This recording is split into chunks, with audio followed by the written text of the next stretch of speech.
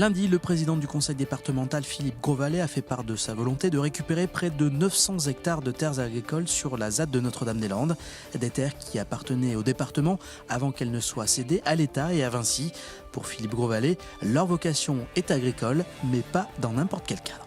Le département, en soi, en tant que propriétaire, les mettrait à disposition du monde agricole, c'est-à-dire de la profession agricole. Je revendique que ce soit plutôt la Chambre d'agriculture qui organise l'ensemble de la profession agricole. C'est le rôle de la Chambre d'agriculture, plus que celui de l'État. Et en tant que propriétaire de ces terres, eh bien, nous aurons voix au chapitre. Le foncier est une denrée rare.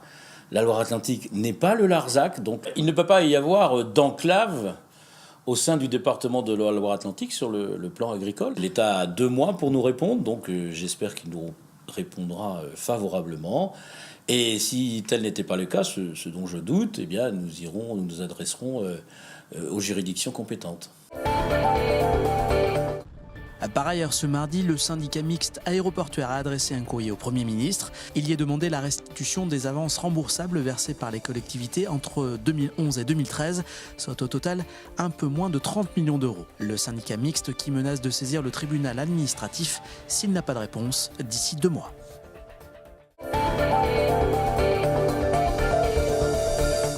Le concert du siècle, c'était lundi soir au Théâtre Gralin, 100 ans jour pour jour après le premier concert de jazz donné au même endroit en 1918 par un groupe de soldats américains.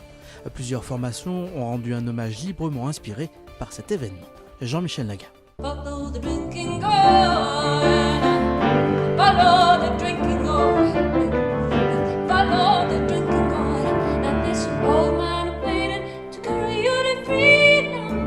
Le théâtre affichait complet, mais pouvait-il en être autrement pour ce concert du siècle 100 ans après?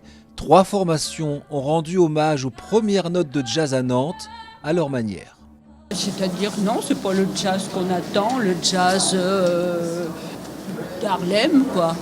Il y avait même ça faisait vraiment balade irlandaise à un moment donné. Hein. Franchement, là, je vois pas trop ce que ça faisait là. Hein.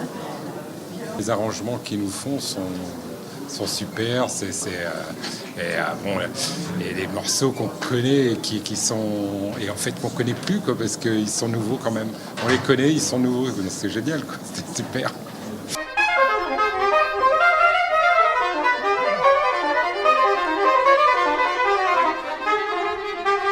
Et derrière ces notes, l'histoire de ces jeunes soldats afro-américains emmenés par le talentueux James Reese Europe, un orchestre noir qui fit les belles heures du jazz des années 20.